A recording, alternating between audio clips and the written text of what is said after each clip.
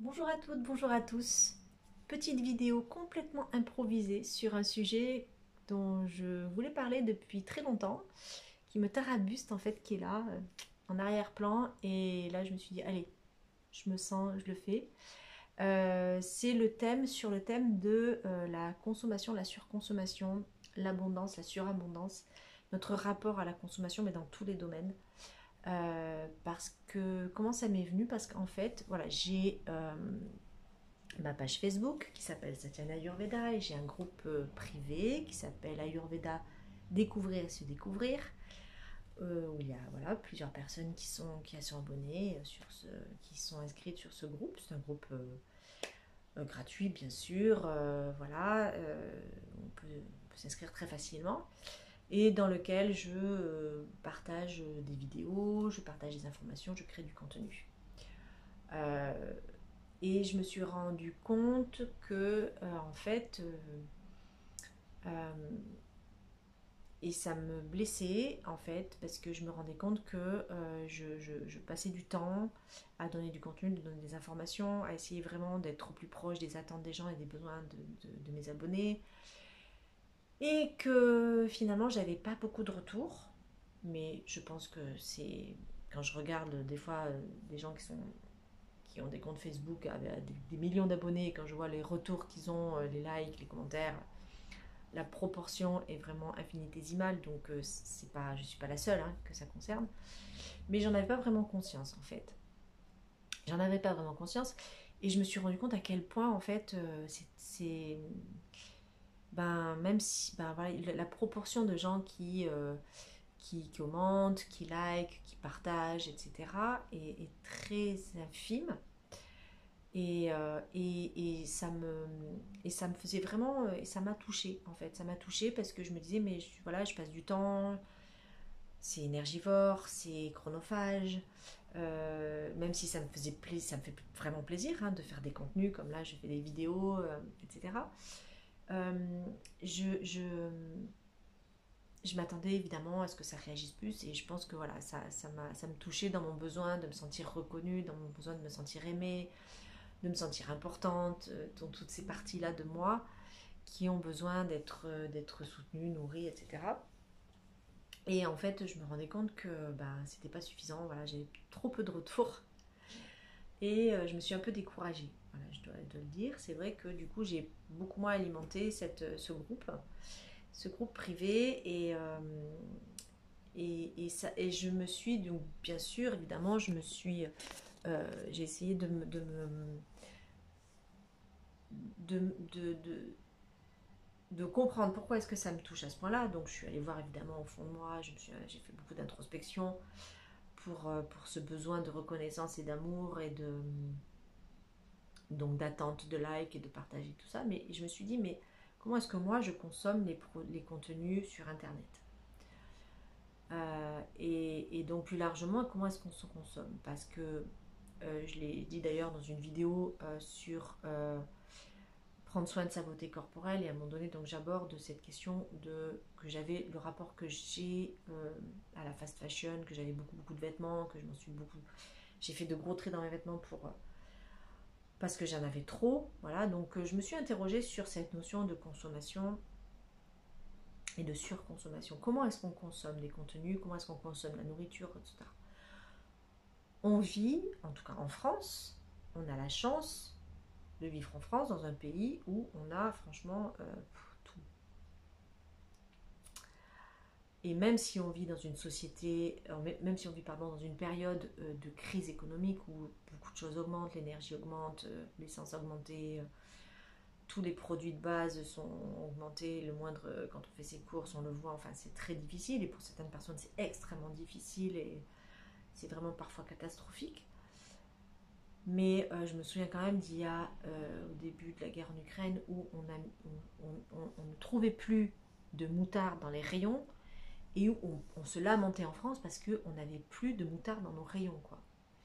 Et là, j'avais commencé à me dire, mais quand même, mais dans quel monde on vit? Il y a des endroits, il y a des gens qui meurent de faim, il y a des gens qui n'ont rien à manger, et la majorité de la société française se lamente parce qu'elle n'a plus de moutarde. Quand même, posons-nous des questions. j'étais assez choquée quand même voilà, et voilà, quand je disais, ah ben, mais pas de moutarde, puis bon, je me suis dit, mais en fait, est-ce qu'on a vraiment besoin de moutarde à ce point-là? Enfin, voilà. Donc j'ai commencé à m'interroger sur mon propre rapport à la consommation, et donc, et que ça soit la nourriture, parce que nous vivons dans une société de surabondance alimentaire. On a des rayons, des supermarchés, des rayons remplis. Enfin, en France, on trouve tout ce qu'il faut. On a des produits locaux comme des produits qui viennent de l'autre bout de la terre.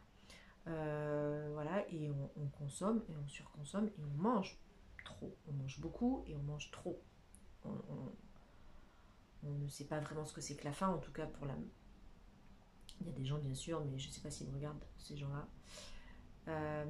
Voilà, il y a des gens qui n'ont pas à manger tous les jours, qui ne mangent pas 3 repas par jour. Même des gens qui sont pas, même des gens qui sont salariés. Voilà, donc... mais on a quand même tendance, on est quand même dans une société où on mange beaucoup, on mange trop, et où on a accès par nos téléphones et par internet, on a accès à des informations immédiates en quantité, là aussi de surabondance. Donc on a accès à tout.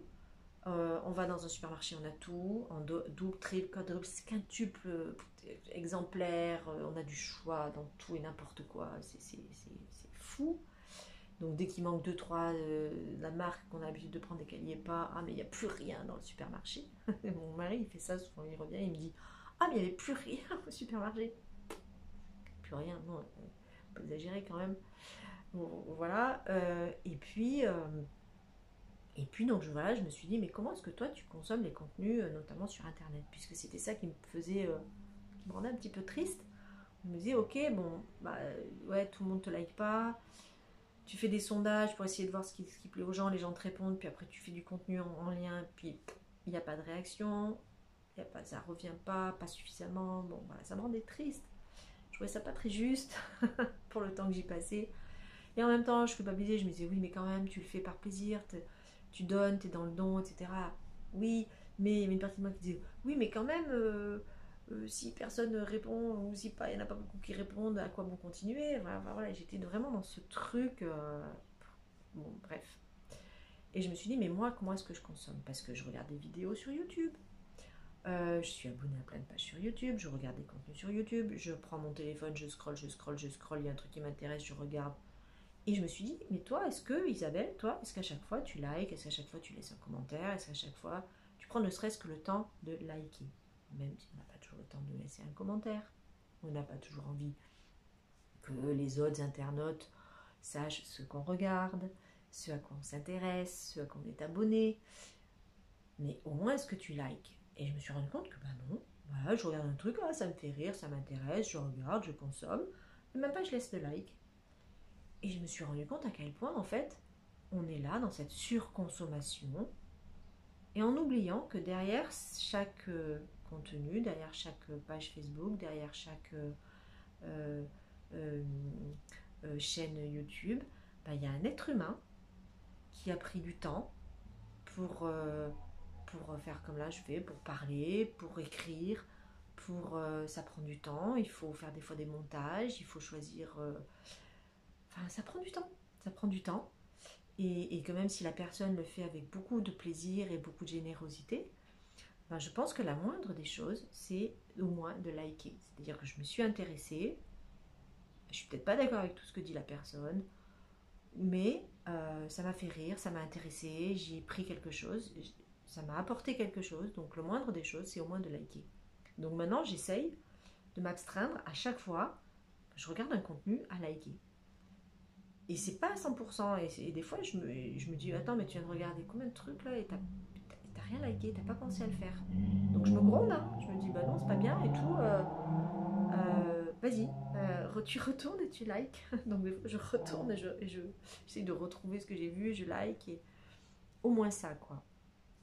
Au moins ça. Et voilà. Et donc je m'interrogeais voilà, sur notre rapport à la consommation, à cette abondance dans laquelle on vit, cette habitude que l'on a de tout avoir tout de suite, notre impatience quand quelque chose n'arrive pas tout de suite, que que ça soit, on allume l'ordinateur, si ça ne s'allume pas dans la seconde, on s'énerve.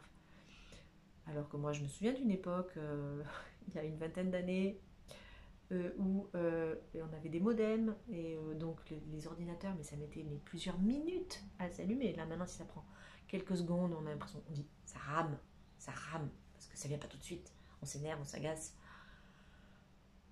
Sur sur notre besoin de surconsommer, sur la fast fashion.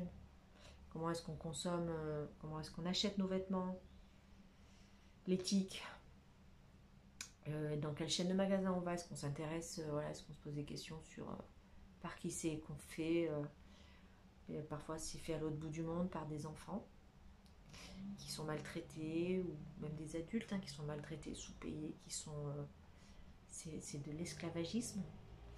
Et voilà, et donc est-ce qu'on en a conscience, ne serait-ce que de ça, est-ce qu'au moment où on achète, on se dit c'est fabriqué où, est-ce que voilà. Alors, bien sûr, dès qu'on veut acheter un peu éthique, là on passe dans une autre gamme de prix, c'est plus compliqué à trouver, c'est une autre gamme de prix, et on ne peut pas toujours, et j'en ai bien conscience parce que je suis soumise à ça aussi. Mais j'essaye quand même d'en prendre conscience, et du coup de limiter aussi.